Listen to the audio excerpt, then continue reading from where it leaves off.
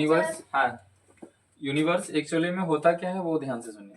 Universe को आसमान में अगर हम देखें, ऊपर की ओर देखें तो क्या क्या नजर आता है? तारा और चंद्रमा, सूर्य और कुछ बादल, और एक चीज बोल सकते हैं अनिश्चित। क्या दिखाई देता है? आसमान। यानी इसका कोई निश्चित नहीं, कहाँ तक है फैला हुआ इसका कोई निश्चित नहीं, जहां तक जाएंगे खाली वो दिखेगा। एक होता है हमारे पास सौर परिवार। अब सौर परिवार में टोटल कितने परिवार होते हैं पता है? 8 ग्रह होते हैं। कितने? 8। पहले तो थे 9 ग्रह। कितना? 9। उसमें से एक जो है प्लूटो को जब स्टडी किया गया तो प्लूटो एक बौना ग्रह निकल गया। क्या निकल गया? बौना यानी कि छोटा ग्रह निकल गया। तो इसको इस सौर परिवार से हटा के दूसरे ग्रह में छोड़ दिया गया और हमारे पास जो बचा वो कितना ग्रह? 8 ग्रह। कौन कौन सा? बुध है, शुक्र है ना। पहले तो थे 9 ग्रह। कितना? 9। उसमें से एक जो है प्लूटो को जब स्टडी किया गया तो प्लूटो एक बौना ग्रह निकल गया। क्या निकल गया? बौना यानी कि छोटा ग्रह निकल गया। तो इसको इस सौर परिवार से हटा के दूसरे ग्रह में छोड़ दिया गया और हमारे पास जो बचा वो कितना ग्रह? 8 ग्रह। कौन कौन सा? बुध है, शुक्र है ना, पृथ्वी है, मंगल है, बृहस्पति है, शनि है, अरुण है और वरुण। यूरेनस और नेपच्यून ना, और ये जुपिटर। अंग्रेजी में इसी को क्या बोलेंगे? इसको बोलेंगे हम लोग मरकरी। इसको वेनस ये हो गया, अर्थ ये हो गया, मार्स ये हो गया, जुपिटर, और ये हो गया सैटर्न, है ना। ये हो गया यूरेनस और ये हो गया नेपच्यून। यानी इस तरह से हमारा एक ग्रह बना है और इस ग्रह में हम लोग कौन सा ग्रह में रहते हैं? पृथ्वी। इस ग्रह में इसमें लगभग कितना % जल है? 70% जल है ना। सौर परिवार का एक इसका परिक्रमा लगाने के लिए खगोलीय पिंड से मिलकर बना होता है सौर परिवार, है ना। इस परिवार में अनेक पिंड होते हैं। कौन कौन? तो अभी लिख के दिखा दिए। और हर एक जगह पे ये फोर्स काम करता है जिसका नाम है क्या? हाँ, जिसका क्या नाम है? ग्रेविटेशनल फोर्स, यानी कि गुरुत्वाकर्षण बल। एक ग्रह दूसरे ग्रह को अट्रैक्ट करता है। क्या करता है? यानी खिंचाव का काम करता है। तो उसको हम लोग बोलते हैं गुरुत्वाकर्षण बल है। एक दूसरे को खींचता है, अट्रैक्ट करता है। पृथ्वी चंद्रमा को खींचता है, चंद्रमा पृथ्वी को खींचता है ना। ये आकर्षण बल होता क्या है? सूर्य एक्चुअली में देखा जाए तो वो कहाँ पे है? बीचों बीच में है। जो इस पिंड में दिखाए थे एकदम बीचों बीच में सूर्य है और इसके चारों ओर क्या है? सारे ग्रह इर्द गिर्द घूमते जाते हैं। ध्यान से सुनते जाइए। अब इसके अनुसार यानी कि सूरज के निकटतम के अनुसार तो ये मार्स यहाँ जाएगा और ये यहाँ जाएगा। पहले आ जाएगा मरकरी, फिर मार्स, फिर अर्थ, फिर वेनस, इस तरह से चलता चला जाएगा। ठीक है। अब इसमें इसी चीज को डिटेल पढ़ना है। अब इसमें सबसे पहला हम लोग को पढ़ना है सूर्य के बारे में। किसके बारे में? तो सन के बारे में हम लोग जानते हैं। इसको मिटा दें? ये तो पहले हम बोले थे पढ़ने के लिए। बोलो तो बिना देखे एक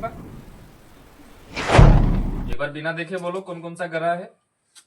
बुध, शुक्र, पृथ्वी, मंगल, बृहस्पति, शनि, अरुण, वरुण। चलो, ये हम लोग कब से इसको देख रहे हैं?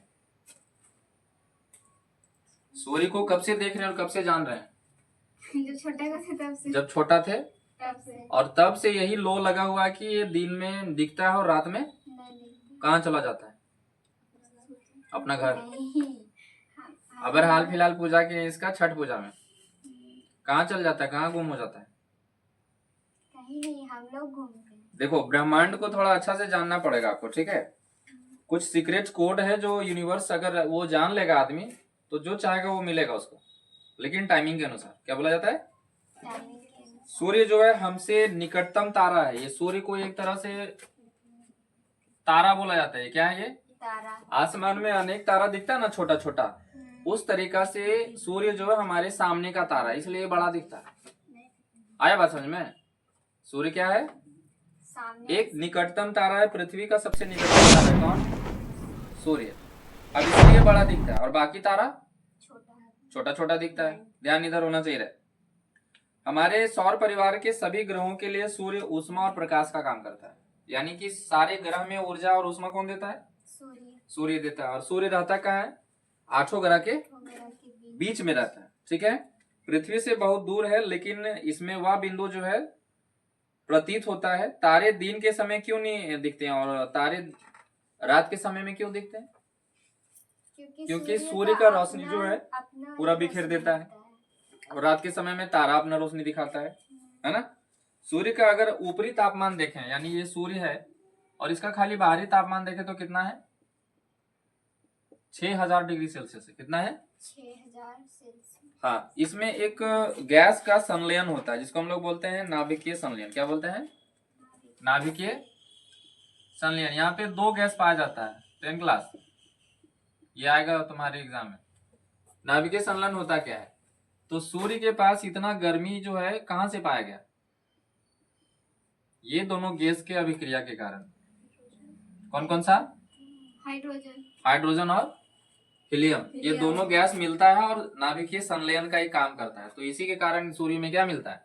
ऊष्मा मिलता है और इसी के कारण पूरा ये फ्यूचर इसको बोला जाता है। सब ऊर्जा खत्म हो जाएगा लेकिन सूर्य खत्म नहीं होगा। जब तक पृथ्वी रहेगा तब तक सूर्य भी रहेगा। अब तारे के बारे में जाने तो तारा होता क्या है? ये बहुत ही छोटा दिखने वाला एक ये पिंड होता है। एक्चुअली में छोटा नहीं होता लेकिन दिखता छोटा है। पूर्व से पश्चिम की ओर तारे गति करने की प्रतीत होती हैं और सूर्य भी पूर्व में उगता है। सूर्य किधर उगता है? पूरब की ओर। और डूबता किधर है? पश्चिम की ओर। यानी जिधर से उगता है सूर्य उसका दिशा क्या हो गया? पूरब हो गया। जिस समय सूर्य उदय होता है उसको क्या बोलते हैं? सूर्योदय।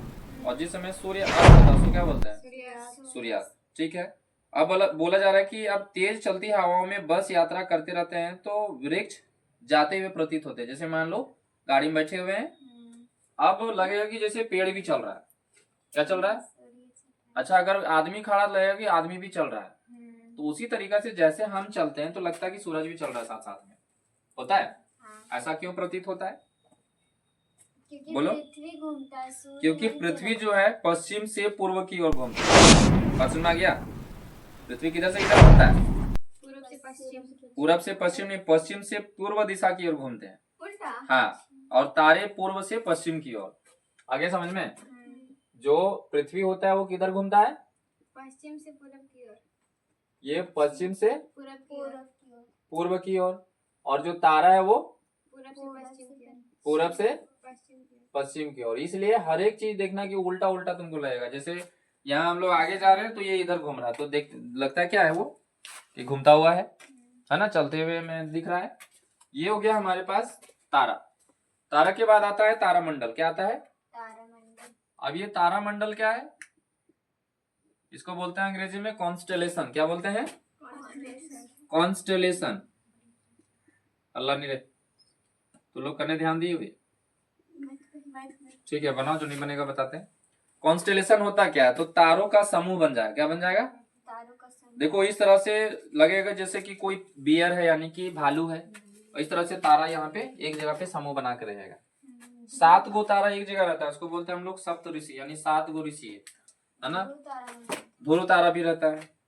तो ये क्या किसके कारण है? तो इसका नाम रखा गया है किसके कारण? एक जगह पे रहा इसलिए इसको बोलते हैं हम लोग तारामंडल। क्या बोलते हैं? यानी एक ही जगह पे जुड़ गया जैसे लग रहा है ना। ये भी 2 तरह से होता है। एक बोलते हैं हम लोग बृहद सप्तऋषि। क्या बोलते हैं? सप्तऋषि, यानी कि 7 गो तारा रहेगा। कितना रहेगा? 7 तारा रहेगा, तारा का समूह रहेगा, तो इसको हम लोग क्या बोलेंगे? सप्तऋषि बोलेंगे। क्या बोलेंगे? समझ में आ गया? अब तारामंडल में भी 2 तरह का होता है, एक बृहद होता है और एक लघु होता है। लघु में देखो ऐसा बन जाएगा जैसे हम लोग बार बार बनाते भी रहते हैं इसको। ये कभी देखिए क्या बनाते हैं हम लोग? ये कहाँ बनाते हैं? ये स्वास्तिक जैसा बनाते हैं, इसको क्या कहते हैं? तो ये हो गया हमारा लघु। क्या हो गया ये? लघु। लघु मतलब होता है छोटा। क्या होता है? और एक बन जाएगा भालू के जैसा। चित्र में हम दिखा देंगे यहाँ पे। तो भालू के जैसा अगर रहेगा तो इसको हम लोग बोलते हैं मेजर, यानी कि बड़ा। इसको बृहद भी बोल सकते हैं। एक बड़ा हो गया और एक बड़ा वाला किस जैसा दिखेगा? भालू जैसा। और छोटा वाला की तरह देखेगा स्वास्तिक जैसा। तो तारामंडल क्लियर हुआ। इसके अलावा और भी है जो अलग अलग तरह से वो बनाते रहता है। एक वृश्चिक बना देगा, ये जिसको हम बोलते हैं स्कॉर्पियन। स्कॉर्पियन मतलब बिच्छू, स्कॉर्पियन मतलब बिच्छू, यानी कि ऐसा तारा का समूह बनाएगा जैसे लगेगा कि ये बिच्छू बन गया। बिच्छू मतलब जान रही है ना, ये डंक मारने वाला बड़ी विषैला जीव होता है वो, है ना। उसके बाद बाघ बन जाएगा या फिर क्या बन जाएगा,